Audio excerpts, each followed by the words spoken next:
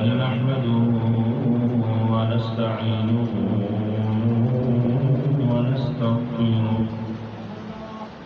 ونؤمن به ونتوكل عليه ونعوذ بالله من شرور أنفسنا ومن سيئات أعمالنا من يهده الله فلا مضل له ومن يضلله فلا هادي له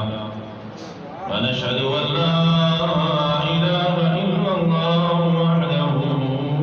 وحده لا شريك له ونشهد أن سيدنا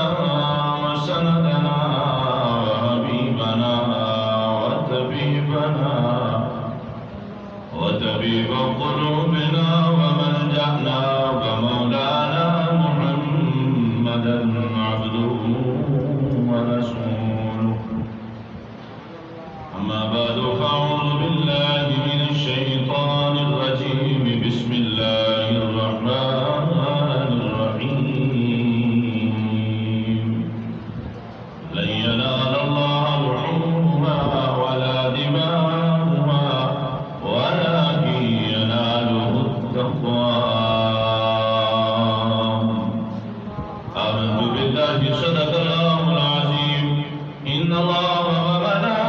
وملائكته يصلون على النبي يا أيها الذين آمنوا صلوا عليه وسلموا تسليما اللهم صل على سيدنا ومولانا محمد وعلى آل سيدنا ومولانا محمد وبارك وسلم وصل عليه الصلاة والسلام عليك يا سيدي يا رسول الله وعلى آلك وأصحابك يا سيدي يا حبيب الله الصلاة والسلام عليك يا خاتم النبيين وعلى آلك وأصحابك يا رحمة للعالمين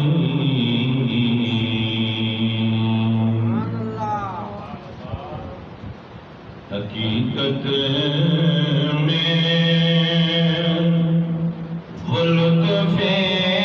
زندگی پا یا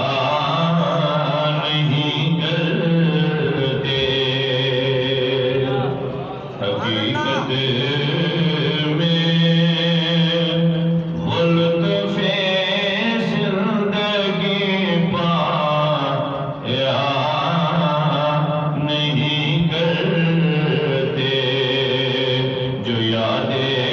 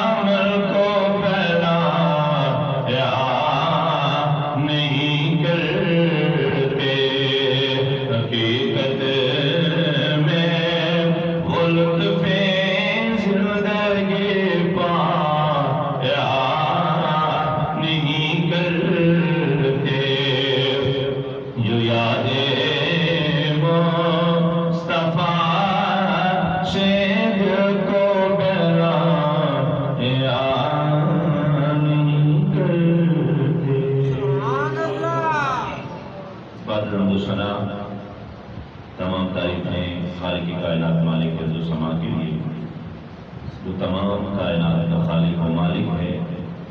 جس نے مجھے اور آپ کو آج کا یہ بابرکت اور خوبصورت دن خوشی کے طور پر منانے کے لیے عطا کیا ہے۔ یہ سب اس کی مہربانیاں اور کرم نوازیاں ہیں۔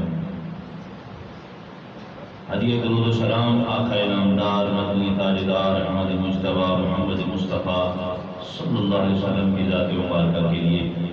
جو وجہ تخلیق کائنات ہیں، جن کی وجہ سے اللہ نے ہمیں یہ بابرکت اور خوبصورت دن عطا کیے ہیں۔ اللہ میری اور آپ کی حاضری کو اپنی بارگاہ میں قبول فرمائے، اور آج کے اس بابرکت دن کے صدقے اللہ ہم سب کی نیک تمنوں نیک آرزوؤں کو اپنی بارگاہ میں قبول فرمائے، اور آج کے بابرکت دن کے صدقے ہمارے جتنے بھی مرحومین دنیا سے چلے گئے، اللہ ان کی بخشش و مغفرت فرمائے، درجات کی بلندیاں عطا فرمائے، اور جہاں جہاں بھی مسلمان حضرت ابراہیم علیہ السلام کی سنت پر عمل کر رہے ہیں، اللہ ہماری کوششوں کے مطابق نہیں، اہل اسلام اہل محبت اور اہل ایمان کی کوششوں کے مطابق نہیں، اللہ اپنی شان کے مطابق تمام کو اس کی جزا عطا فرمائے، اور تمام کی قربانیوں کو اپنی بارگاہ میں شرف قبولیت عطا فرمائے۔ حضرت جی وقار وقت کے دامن کے اندر اتنی گنجائش نہیں، کیونکہ میں 50 منٹ پہ جب مسجد میں آیا تو مجھے شک پڑ گیا کہ پتہ نہیں شاید عید ہے بھی کہ نہیں، بالکل خاموشی تھی۔ اور آج کا یہ بابرکت دن ہے، ایسے مواقع جو زندگی میں بار بار نہیں آتے۔ سب سے پہلے تو ہمیں کوشش کرنی چاہیے کہ ایسے دنوں کے اندر نیند ہمارے لیے اور بہت سارے دن ہوتے ہیں پورے کرنے کے لیے، کوشش کرنی چاہیے کہ ایسے بابرکت دن کے اندر وقت سے پہلے مسجد کے اندر ہم تشریف لا سکیں، اس لیے کہ جن کی یاد میں ہم بیٹھے ہیں، جن کی صدقے اللہ نے ہمیں یہ دن عطا کیے ہیں، انہوں نے تو بڑی بڑی قربانیاں دی ہیں، بڑی بڑی آزمائش کے بعد اللہ نے یہ بلندیاں اور مقامات عطا کیے ہیں، اور ہمیں فرصت ہی نہیں ہے دنیا کے کام کاج سے اور نیند سے۔ اللہ مجھے اور آپ کو عمل کی توفیق عطا فرمائے۔ حضرت ذوالفقار جمعہ کے اجتماع کے اندر بھی میں نے اعلان کیا تھا اور یہ بات بیان کی تھی، ذو الحج کا جب چاند نظر آتا ہے تو ہمارے ذہن کے اندر فوراً یہ تاریخ آ جاتی ہے، اور وہ سارا وہ منظر ہماری آنکھوں کے سامنے آ جاتا ہے۔ دو ہستیاں بلکہ 3 ہستیاں جن کا خیال، جن کی فکر، جن کے بارے میں سوچ فوراً ہر ایک کے ذہن میں آتی ہے، اور وہ 3 ہستیاں حضرت ابراہیم خلیل اللہ علیہ السلام، حضرت ہاجرہ سلام اللہ علیہا، اور حضرت اسماعیل ذبیح اللہ علیہ السلام، کہ جن کی آزمائش قربانی پر اللہ نے ہمیں یہ خوبصورت دن عطا کیے۔ ذرا غور و فکر کیجئے، توجہ کیجئے، 2 سیکنڈ کے لیے اپنے گریبان میں جا کر غور و فکر کیجئے کہ اگر حضرت اسماعیل علیہ السلام کے گلے پہ چھری چل جاتی تو آج کون اس امتحان میں پاس ہوتا، اور نہ جانے کتنے لوگ اسلام اور مذہب کو چھوڑ جاتے، کیونکہ اولاد جیسا امتحان، اولاد جیسی آزمائش یہ بڑی مشکل ہوتی ہے۔ وہ اللہ کے نبی ہی تھے کہ جنہوں نے ہر آزمائش پر لبیک کہا، اور اپنا تن من دن، اپنا مال، اپنی اولاد، سب کچھ اللہ کے نام پہ قربان کر دیا ہے۔ روایتی طور پر ہم نے ساری زندگی اسی چیز کو بیان کیا، ساری زندگی اسی چیز کو سنا ہے، علماء سے یہی سنتے آئے ہیں کہ قربانی کا دن ہم نے جانور لینا ہے اور وہ اللہ کی راہ پہ قربان کرنا ہے، لیکن اس کا ایک مقصد ہے، اس کا ایک مدعا ہے، ایک سوچ ہے، ایک فکر ہے کہ قربانی کا مقصد کیا ہے۔ یہ نہیں کہ ہم نے جانور لینا ہے اور دکھلاوے کے لیے کہ فلاں نے اتنے کا لیا ہے، میں نے اتنے کا لینا ہے، نہیں، بلکہ ہم نے اس کی گہرائی میں جانا ہے کہ جس ہستی کی یاد کے اندر ہم یہ عمل کر رہے ہیں، ان کی سوچ اور فکر کیا تھی۔ اگر غور و فکر کیا رہے تو حضرت ابراہیم خلیل اللہ علیہ السلام، اللہ کے وہ نبی جنہوں نے جو عمل کیا وہ اللہ کی رضا کے لیے کیا، اللہ کی خوشنودی کے لیے کیا، اللہ کی محبت کے لیے کیا، کسی دکھلاوے کسی ریاکاری کے لیے نہیں، خالصتاً اللہ کی رضا کے لیے، کہ جس پر رب کی رضا تھی اللہ کی خلیل اس پر راضی رہے۔ سب سے پیاری چیز آج کے دور حاضر کے اندر یا اپنی جان ہے یا اپنی اولاد ہے۔ حضرت ابراہیم علیہ السلام کی زندگی کو اٹھا کر دے، آپ کی زندگی کا ایک ایک پہلو اللہ کی محبت میں نظر آتا ہے، زندگی کا ایک ایک قدم اللہ کی خلیل کا، اللہ کی محبت اور خدا کے عشق میں گزرتا ہے۔ قلب سلیم کا ایک لفظ قرآن کے اندر استعمال کیا گیا، مفسرین نے اس کی تفصیل بیان کرتے ہوئے فرمایا اس قلب سلیم سے مراد وہ قلب ہے جس دل کے اندر اپنے محبوب اپنے خدا کے سوا کوئی اور خیال ہی نہ پیدا ہو سکے، کوئی اور خیال ہی نہ پیدا ہو سکے۔ فرمایا یہ قلب سلیم اللہ نے اپنے خلیل حضرت ابراہیم علیہ السلام کو عطا کیا۔ اللہ کی رضا کیا ہے؟ آیت کریمہ میں نے جو تلاوت کی ہے، لن ینال اللہ لحومها ولا دماؤها ولکن ینالہ التقوی۔ یہودیوں کے ہاں، بت پرستوں کے ہاں یہ طریقہ ہوتا، وہ جب قربانی کرتے تو جانور کو ذبح کرتے تو خون نکال کر کعبے کی دیوار کے ساتھ لگاتے، اور جانور کا جو گوشت ہوتا وہ اٹھا کر اپنے بتوں کے سامنے رکھ دیتے، اور ان کی سوچ اور فکر اور خیال یہ تھا کہ ہم اگر یہ عمل نہ کریں تو ہماری قربانی قبول نہیں ہوتی۔ جب ان کے اس عمل کو رب نے دیکھا تو اللہ نے اپنے محبوب کے سینے اطہر پر اپنی لارے کتاب کو نازل فرما دیا۔ فرمایا لن ینال اللہ لحومها ولا دماؤها ولکن ینالہ التقوی۔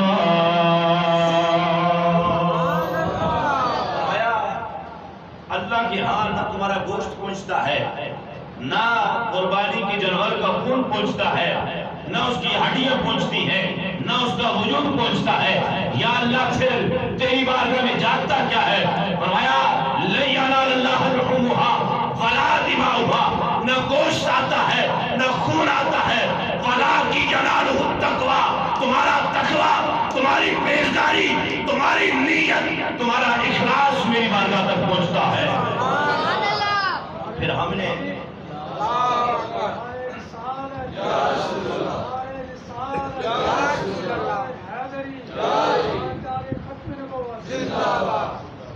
اسی بات کو سامنے رکھتے ہوئے فرمایا تمہاری قربانی کی جو جانور ہے، ان کا خون، ان کا گوشت، اس کی اللہ کو ضرورت نہیں ہے۔ اگر اللہ کی بارگاہ میں کوئی چیز پہنچتی ہے تو وہ تمہارا تقوی پہنچتا ہے، تمہارا اخلاص پہنچتا ہے، تمہاری نیت پہنچتی ہے۔ اور پھر ہر بندہ اپنے گریبان میں جھانک کر ذرا غور و فکر یہ کرے، کہیں ہماری قربانی کسی دکھلاوے کے لیے تو نہیں،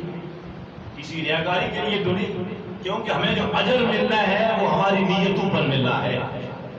نبی عالم صلی اللہ علیہ وسلم ایک صحابی کے گھر گئے، تشریف لے کر گئے تو گھر کے اندر جو داخل ہوئے تو کھڑکی پہ نظر پڑی، حضور نے فرمایا میرے غلام یہ کس کے لیے رکھی ہے؟ عرض کیا رسول اللہ یہ اس لیے رکھی ہے کہ یہاں باہر سے ہوا، ٹھنڈی ہوا اندر آئے۔ حضور مسکرائے، حضور نے فرمایا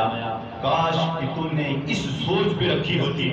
کہ میں یہ کھڑکی اس لیے رکھ رہا ہوں کہ جب آذان ہوگی تو آواز مجھے آئے گی اور میں سب سے پہلے مسجد میں پہنچ جاؤں گا۔ فرمایا ہوا کھڑکی تو تم نے رکھ دی، فرمایا اگر تو نیت یہ رکھتا تو اللہ اس پر اجر دیتا۔ رہی بات ہوا کی، فرمایا کھڑکی تم نے رکھ دی، ہوا تو آنی ہی آنی تھی۔ اگر سوچ اچھی ہوتی، سوچ تیری یہ ہوتی کہ میں نے اس لیے رکھی ہے کہ مجھے آذان کی آواز آئے گی تو اللہ اس پر تمہیں اجر عظیم عطا فرماتا۔ ہم قربانی کرتے ہیں لاکھوں روپے لگا کر، جانور لے کر آتے ہیں، ہماری نیت یہ ہونی چاہیے کہ ہم نے سنت ابراہیمی کو زندہ کرنا ہے، اس لیے کہ حضرت ابراہیم علیہ السلام نے اللہ کی رضا کے لیے اپنی زندگی کی سب سے پیاری چیز اپنے بیٹے حضرت اسماعیل علیہ السلام کو اللہ کی راہ میں قربان کیا ہے۔ اسی اخلاص پر، اسی نیت پر مولانا روم نے ایک بڑی خوبصورت بات لکھی ہے، اسی کو بات بیان کر کے بات کو ختم کر دوں گا، کیونکہ وقت اتنا نہیں ہے، قربانی کا دن ہے۔ حکم بھی یہی ہے کہ جتنی جلدی ہو سکے قربانی کی جائے، قربانی کا جانور کو اللہ کی راہ میں قربان کیا جائے، سنت ابراہیمی کو زندہ کیا جائے۔ اس لیے اس عید کا جو ٹائم ہے وہ جلدی رکھا جاتا ہے۔ تو اسی اخلاص اور اسی تقوی کے حوالے سے مولانا روم نے ایک بڑی خوبصورت بات اپنی کتاب کے اندر نقل کی ہے۔ آپ فرماتے ہیں ایک مرید کے بارے میں، اس کا نام کیس تھا، اس کے بارے میں آپ نے فرمایا کہ وہ اپنے پیر کے پاس گیا اور کچھ بزرگوں کا، اولیاء کا، صوفیاء کا ایک طریقہ رہا ہے کہ وہ دنیا سے ظاہری زندگی سے جب وہ پردہ فرماتے نا اس سے قبل دنیا سے تعلق توڑ دیتے، دنیا سے تعلق توڑ دیتے، تنہائیوں میں چلے جاتے اور گوشہ نشینی اختیار کرتے۔ بہت سارے بزرگ صوفیاء ایسے ہیں کہ جن کے بارے میں ہمیں کتابوں کے اندر یہ ملتا ہے۔ وہ جو کیس تھا اس کی مرشد کا بھی یہی طریقہ رہا کہ آپ 3 ماہ قبل آپ نے گوشہ نشینی اختیار کر لی۔ ایک مرید کو بلایا اور اسے بتا دیا، کہا اب میں نے ملنا نہیں ہے تمہیں، ملاقات کا وقت نہیں ہے، میں نے اپنے رب کو راضی کرنا ہے، میرے پاس وقت تھوڑا ہے، میں نے خدا کا ذکر کرنا ہے۔ تنہائی آپ نے اختیار کر لی۔ مرید تھا، بڑے دور سے آیا، اس نے کہا کہ میں نے پیر صاحب سے ملنا ہے۔ جب پیر صاحب کے پاس آیا تو پتا چلا کہ پیر صاحب نے تو ملاقات نہیں کرنی، گوشہ نشینی اختیار کر لی۔ اس بات سے تو آپ کو پیغام دینا ہے۔ میں نے ابتدا میں کہا ہم نے ساری زندگی یہ بات سنی کہ جب قربانی کا جانور لینا ہے، ذبح کرنا ہے، فلاں فلاں رشتہ دار کو ہم نے گوشت دینا ہے، لیکن قربانی کے مقصد کو ہم نے سمجھا نہیں کہ قربانی کس مقصد کے لیے کی جاتی ہے۔ وہ جب مرید آیا آپ کے پاس، پتا چلا کہ پیر نے ملاقات نہیں کرنی۔ ایک دوست کو بلایا، کہا جا کر بتاؤ کہ بڑے دور سے مرید آیا ہے۔ بتایا کہ حضور بڑے دیہات سے، بڑے دور سے سفر کر کے، بڑا لمبا سفر کیا آیا ہے، ملاقات کرنا چاہتا ہے۔ آپ نے فرمایا بتا دو اسے میں ملاقات نہیں کرنا چاہتا، دور سے آیا ہے، اس کے کھانے پینے کا اہتمام کرو، اسے رہائش دو، کھانا خوبصورت اس کے لیے تیار ہوا، دیسی مرغ اس کے لیے تیار ہوا، اور دیگر جو لوازمات مہمان کے لیے ہوتی ہیں اعلیٰ قسم کا کھانا تیار ہو گیا۔ جب مرید کے سامنے رکھا گیا، کہا پیر صاحب کی طرف سے حکم ہے کہ تم یہ کھانا کھاؤ، ملاقات میری تمہارے ساتھ نہیں ہو سکتی۔ جب اس نے کھانا دیکھ کر اس نے ایک جملہ کہا، اس نے کہا میں اتنے دور سے سفر کر کے جو آیا ہوں کھانے کے لیے نہیں آیا، میں اپنے مرشد کی دیدار کے لیے آیا۔ کھانا اس نے نہیں کھایا، لنگر کا جو کھانا ہوتا وہ وہی کھاتا، اور لنگر میں بیٹھ کر دسترخوان پر بیٹھ کر اسپیشل کھانا اس نے نہیں کھایا۔ دوسرا دن گزر گیا، پھر اس کے لیے کھانے کا اہتمام ہوا، اس نے پھر وہی جملہ کہا۔ تیسرا دن ہوا، پھر اس نے یہی کہا۔ جب چوتھا دن آیا، ایک اور شخص تھا، اس نے جب دیکھا، اس نے کہا اتنا لذیذ کھانا تیار ہو گیا، تحس پیش پیر صاحب کی طرف سے، عجیب بندہ ہے۔ اس نے کہا بھائی تم وہاں بیٹھ جاؤ، یہاں میری ڈیوٹی ہے۔ جب وہ خادم کھانا لے کر آیا نا، وہ کیس نہیں تھا جو بناوٹی کیس بنا، اسی طرح بھولیا بنا کر وہاں بیٹھ گیا۔ جب خادم آیا کھانا لے کر، اس نے پوچھا کہا تم میں سے کیس کون ہے؟ وہ کھڑا ہوا، اس نے کہا میں ہوں۔ کھانا کھایا، کھانا کھانے کے بعد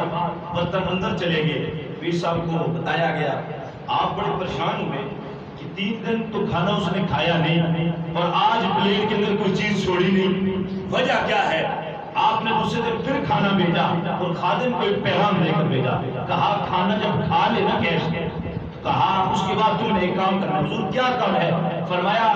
یہ پلیٹ لے جانی ہے، اس کے اندر چھری رکھ کر آپ نے کہا یہ لے جاؤ، اور جا کر کیس کو یہ کہنا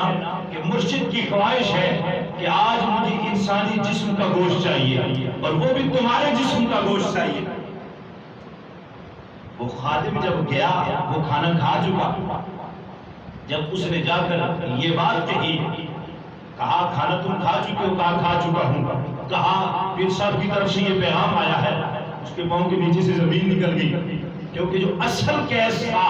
جس نے 2 دن کھانا نہیں کھایا تھا وہ تو دوسری جگہ پہ بیٹھا ہوا تھا، یہ بناوٹی گیس تھا۔ جب اس نے بات سنی اس نے کہا بھائی بات یہ ہے میں چوری کھانے والا مجنون ہوں، اگر جان مانگنی ہے تو وہ گیس بیٹھا ہوا ہے، اگر کھانا کوئی لے کے آنا ہے تو کھانا کھانے کے لیے میں تیار ہوں۔ اس نے کہا اچھا ایسی بات ہے۔ گیا پیر صاحب کے پاس، کیس کے پاس گیا، جب اسے جا کر یہ بات کہی کہ مرشد کی طرف سے یہ پیغام آیا ہے کہ مجھے تمہارے جسم کے ایک حصے کا گوشت چاہیے جو اللہ کی رضا کے لیے ہوتا ہے نا،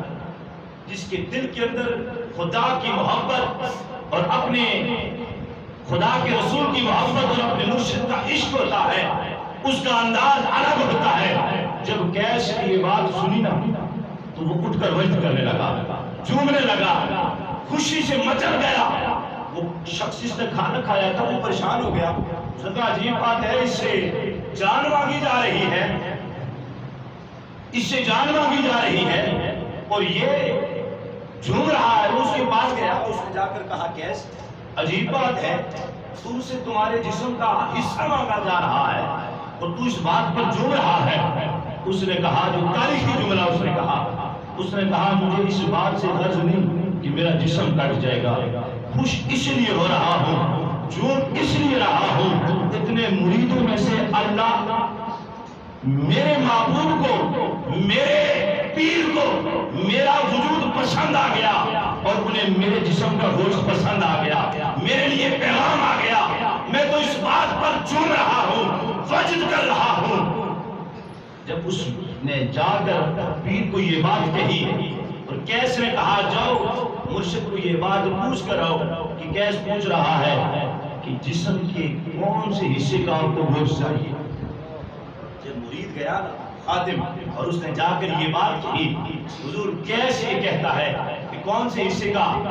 گوشت چاہیے، تو مرشد گوشت نشینی سے باہر نکل آئے، پدو سے باہر نکل آئے اور آ کر کیس کو سینے کے ساتھ لگایا، ماتھا چوم کر کہا ہے میرے مرید بات گوشت کی نہیں ہے، بات تمہارے وجود کے گوشت کی نہیں، ہم تو یہ جاننا چاہتے تھے کہ ہماری محبت میں کون آیا ہے اور اپنی خواہشات میں کون آیا ہے، اپنی خواہشات کی محبت لے کر کون آیا ہے، کھانے کے لیے اور پیٹ کے لیے کون آیا ہے، اللہ کی رضا کے لیے اور مرشد کی دیدار کے لیے کون آیا ہے۔ کہا ہم نے تو تمہارا اخلاص چیک کرنا تھا، کہا اس پر تم پورے اتر آئے، کہا ہم تم سے راضی ہیں، ہم نے تمہیں اپنا دیدار بھی کرا دیا ہے اور ہم تم سے راضی بھی ہو گئے۔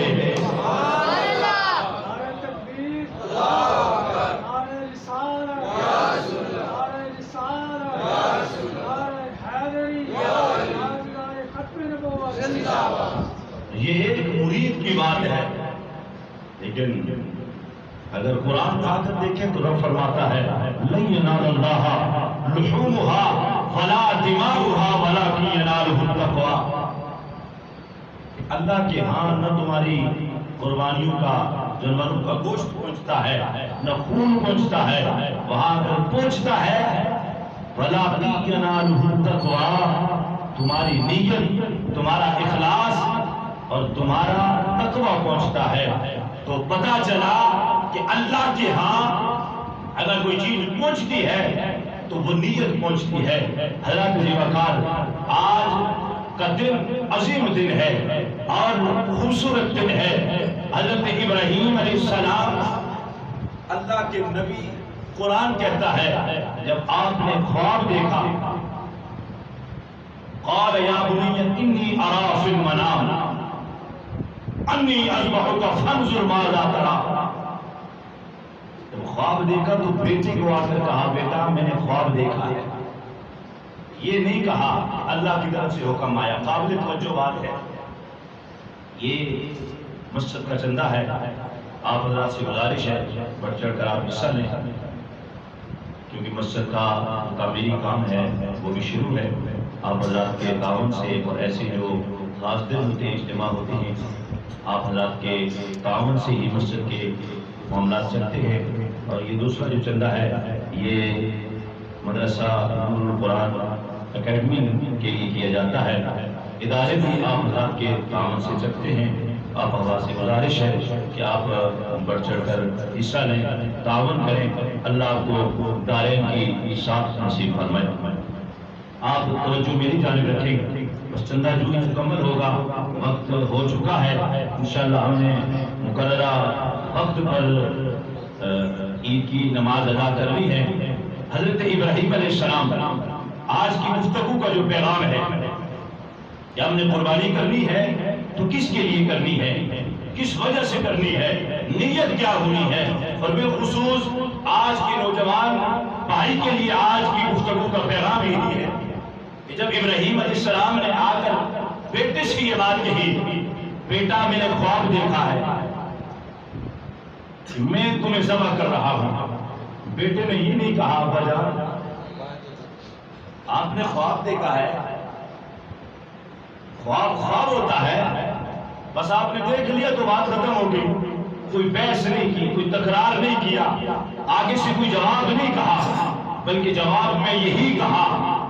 ابا جان اگر آپ نے یہ خواب دیکھا ہے تو آپ وہ کام کر ڈالیے جس کا آپ کو رب کی طرف سے حکم ملا ہے، جس کا رب کا جس کام کا پیغام حکم رب کی طرف سے ملا ہے۔ اور رہی بات میری، فرمایا ستجدنی انشاءاللہ من الصابرین، رب نے چاہا تو آپ مجھے صابرین میں پائیں گے، صبر کرنے والوں میں سے پائیں گے۔ آج کی گفتگو کا پیغام اپنی نوجوان بھائی کی سماعتوں کی نظر یہ کرنا چاہتا ہوں، اور ہر ایک سامعین کی سماعتوں کی نظر کرنا چاہتا ہوں کہ جو شخص قربانی کرتا ہے اس کے لیے ضروری یہ ہے، اگر وہ 2 لاکھ کا 3 لاکھ کا جانور لے کر آتا ہے، اگر باپ اس کا ناراض ہے تو یہ بات یاد رکھیں اس کی قربانی اللہ کی راہ میں قبول نہیں ہے۔ ماں ناراض ہے تو اس کی قربانی قبول نہیں ہے، اس لیے کہ اس مقام پر ایک باپ بیٹے کی گفتگو کو دیکھیں کہ ذبح کیا جا رہا ہے، باپ بیٹے سے یہ بات کہہ رہا ہے، آج کا باپ بیٹے کو پانی مانگ لے، بیٹا آگے سے آنکھیں نکالتا ہے اور آگے سے یہ کہتا ہے کہ اٹھ کر پانی ڈال کر نہیں پی سکتا۔ لیکن ابراہیم علیہ السلام کی سنت کو زندہ کرنے والوں، ان کے نام پر قربانی کرنے والوں، آج اس بات کو اپنے دل کے اندر جگہ دے کر یہاں سے اٹھ کر گئے کہ ہم نے قربانی بھی کرنی ہے تو اپنے باپ کو بھی راضی کرنا ہے، ہم نے قربانی بھی کرنی ہے اپنی ماں کو بھی راضی کرنا ہے، اس لیے کہ وہاں پر ایک باپ کا کردار بھی نظر آتا ہے، ایک بیٹے کا کردار بھی نظر آتا ہے۔ باپ جب بیٹے سے کہتا ہے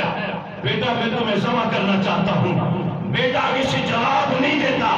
یہ کہتا ہے ابو جان آپ وہ کام کر ڈالیے جس کا رب نے آپ کو حکم دیا ہے۔ رہی بات آپ کے بیٹے کی، رب نے چاہا تو آپ مجھے صبر کرنے والوں میں پائیں گے۔ آج کا پیغام یہ ہے جہاں پر ہم نے قربانی کرنی ہے وہاں پر اپنے ماں باپ کو راضی کرنا ہے، وہاں پر اپنے والدین کی رضا کو دیکھنا ہے، کہ ایسا تو نہیں کہ ہم سے ہمارا باپ ناراض ہے اور ہم قربانی کر رہے ہیں۔ ایسا عمل اگر ہے تو یہاں عید پڑھ کر گھر جائیں اور سب سے پہلے اپنے ماں باپ کو راضی کریں، ان سے دعائیں لیں، جب ان کی دعائیں ہوگی، ان کی رضا شامل ہوگی،